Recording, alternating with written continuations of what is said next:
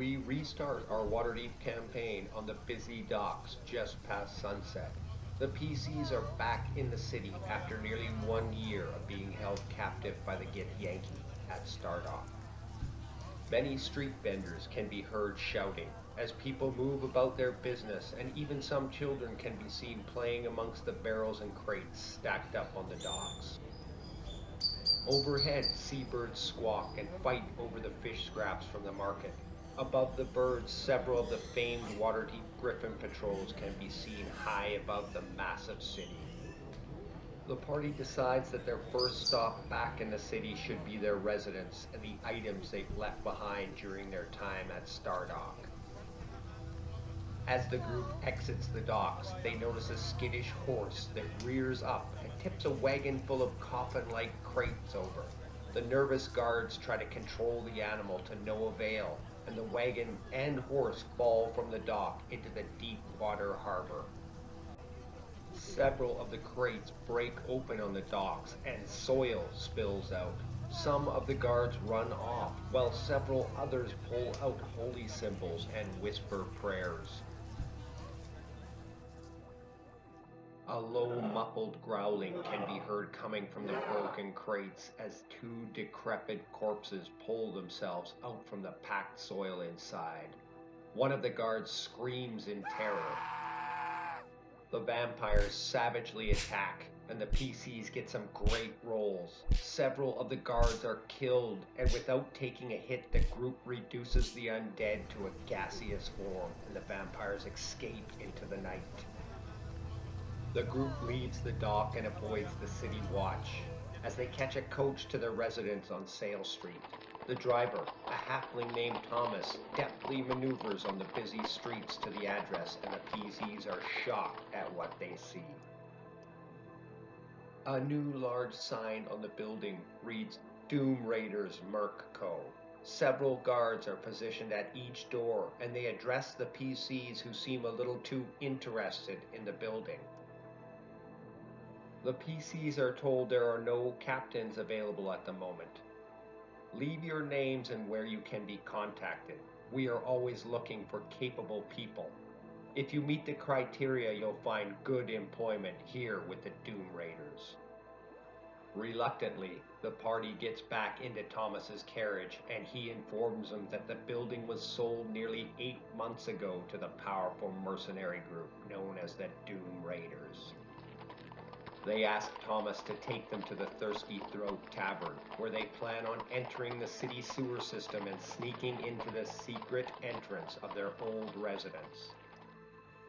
The intricate sewer system under Waterdeep is a hard place to navigate, and eventually the group gives up after several hours. Finding a ladder, they exit the sewers and make their way back to the Thirsty Throat, where they manage to get a ride again with Thomas. Pissed off now, they head back to the Sale Street residence and demand compensation for the items they've left behind. The guards threaten to call the city watch, and again the group reluctantly leaves, promising that this confrontation is far from over. In the rooms above, the same rooms that belonged to the PCs 12 short months ago, Davil's Star Song casts a curious spell on a small folded paper resembling a tiny bird. He releases the bird and it finds an open window and flies up into the greater city, eventually coming to rest on the shoulder of a very large half-orc named Zira. High up on a rooftop overlooking High Street, the hunter now has some prey. The PCs tell Thomas to take them to the Field Ward at the North Gate. They decide to just get to their investment property and spend the night. The hour is already growing late, and they will be better suited to make some other decisions tomorrow. A cold but light rain begins falling. Thomas suggests they might get a late winter snow. The light rain starts to turn heavy, and then into cold sleet. Thomas pulls the wagon over and opens up the canvas, tipping his hat to Ashley. "That should be much more comfortable, madame." A shrill screaming can be heard, even above the noisy and busy street. A woman bursts from the door of a tavern called the Horny Devil, running at full speed and screaming. She glances back towards the tavern and runs into Thomas's horse, and she collapses to the ground. Thomas curses and jumps down to see if she is okay, just as a 10-foot-tall Glabrazoo demon smashes the tavern door off its hinges as it steps outside the horny devil. The demon's glowing red eyes scan the scattering crowd, focusing on the woman who has now jumped into Thomas's seat and whipped the horses, causing the carriage to bolt forward, promptly running Thomas down. The PCs are thrown to the floor as the crazed woman whips the horses into a frenzy. The carriage careens around traffic on the high road, and the party tumbles in the passenger compartment. They hear the demon scream behind them as the woman cracks the whip again. The wagon is steered around a nearly impossible angle, and the now slick cobblestone streets cause the wagon to tip over and crash into several carts of fish in the middle of the high road. The injured PCs gather themselves out of the wreckage and see the woman laying on the ground under some of the caravan. A large splinter pierces her ribs and most likely her liver. She holds out an emerald-handled curved dagger in what appears to be a platinum sheath. She begs you to guard it with your lives as her eyes glaze over and she dies. Upon closer inspection, you see she wears a curious pin of a crescent-shaped moon. From behind, the guttural sound of the abyssal language can be heard as the demon gates in another of its kind. It screams at the PCs. You will be eternally tortured in the abyss for your interference. Eventually, the PCs send the demons back to the abyss, but not without taking some serious blows from the beasts. Just as they put the last one down, a watch patrol arrives, as well as several griffin knights. The patrol has the PCs wait for the sergeant, and it turns out to be the same two that confiscated the treasure from the Octagon Gang heist nearly a year ago. Sergeant Cromley and Barnabas Blastwind ask many questions, but few answers are given. No one mentions the dagger. Barnabas tells Musashi to have his registration from the Watchful Order sorted out, or we will be forced to take you in next time. The PCs are dismissed by the sergeant and spend nearly 30 minutes walking towards the field warden out of the traffic jam before they eventually hire another carriage. They eventually get to the field ward where the investment property once stood. They find it gone. A large marshalling area behind the north gate is now there. The driver tells them that the city decided to get involved heavily and regulate the construction inside the developing field ward. The city guard demanded this large marshalling area for defenses. Everyone affected was bought out and buildings were demolished. Now the group has lost everything and has become peasant poor in less than 24 hours back in this damn city. The priestess chuckles softly to herself, slightly amused at the run of bad luck for the group. A busy nearby tavern has a steady stream of music and laughing coming from inside as two young ladies are on the street in front of the tavern called Hole in the Wall. They share a pipe between them and they notice the group and can be heard saying, "Them the ones that saved the children from the hag." One of them runs inside and several others come out to greet the PCs warmly. These people are still grateful to the PCs for ridding the ward of the Coven of Hags and saving the children. They invite them inside for a round or two.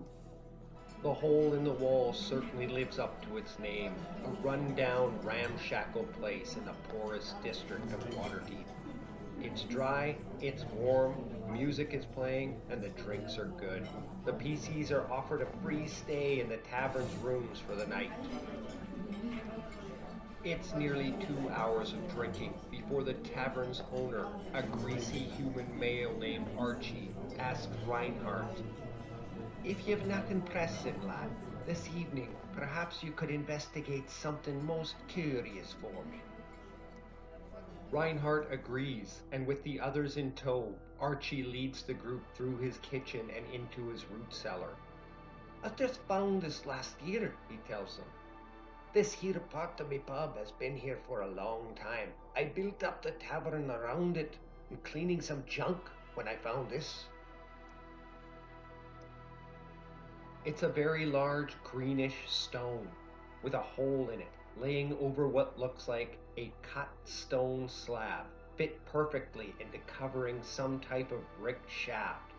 "I just didn't have the strength to move it and see what lies beneath."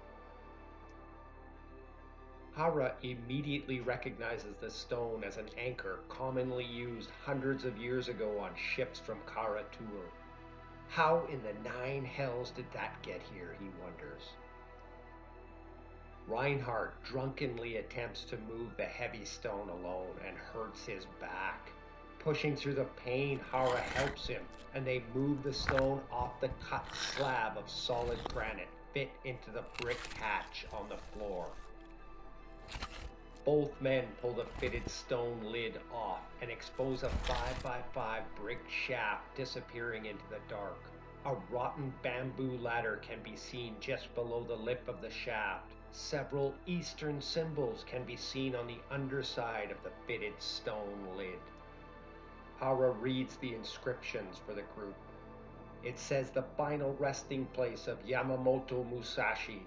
Damn all those to hell that disturb his rest. The Eastern samurai cannot believe what he is reading, and the group asks him about the inscription meanings. Yamamoto Musashi, Hara explains, is a children's story of a brave hero that lived thousands of years ago, possessed of extraordinary speed and a deadly magical katana. He disappeared along with his ship and a group of samurai defending some coastal villages from a raging Shadowfell demon, it was said. Musashi and his crew sailed out to battle the demon and never came back. The demon also never returned to steal souls along the coast again.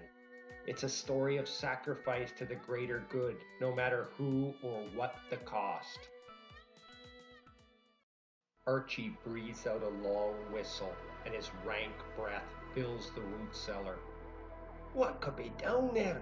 His body, his sword, treasure. I should get something, if you find something." Hara tests the ladder, and it falls apart at the slightest touch. The PCs start to gather their rope, and Rufus prepares himself to drop down the darkened shaft. The priestess Ashley calls a halt to the exploration. "It's very late," she says. "Several of you are injured from battle, and we are all drunk. Let's wait for clearer heads to prevail before heading into unknown tombs." The rest of the party scoffs at her as Hara begins to lower Rufus down the shaft after confirming the rope signals. Rufus signals for a halt inches above the floor, roughly 50 feet down. He carefully checks the floor for traps and then stands at the bottom of the shaft. The halfling thief tunes his sight to the infrared spectrum and searches for secret or hidden doors. He finds one in short order and looks for traps along its perimeter. Rufus finds a series of poison dart traps operated by an intricate mechanism that he gravely underestimates and gets poked. A small stifled cry can be heard as the halfling signals on the rope to be pulled up immediately. Hara pulls the now limp Rufus out of the shaft. Archie comments on how black the halfling's lips and eyes look. The priestess shouts at Rufus, "I bloody well told you now, didn't I?" She bends over and begins casting a neutralized poison spell on Rufus. After an intense and painful casting, the priestess tells Archie that they need a private room immediately. She turns on the group and berates them. "You absolute fools," she yells. "First you put a target on your back complaining at your old residence about the rubbish you left behind. Now you throw caution to the wind. Rufus could very well die tonight over your adolescent decisions." The PCs convince Archie to lend them a room and promise him 20% of all treasure they find when they eventually explore the shaft again. It takes 3 days for Rufus to regain consciousness, and Ashley heals the rest of the PCs, including Reinhardt's torn back, telling each member in turn that this is no game. Once Rufus is back on his feet, the priestess has a group meeting and insists she be in on some of the decisions if she is to be such an important member of this group. Everyone notices she carries the rod collected in the mummy's sarcophagus as she confronts the PCs with her concerns. Until next time, thank you for watching.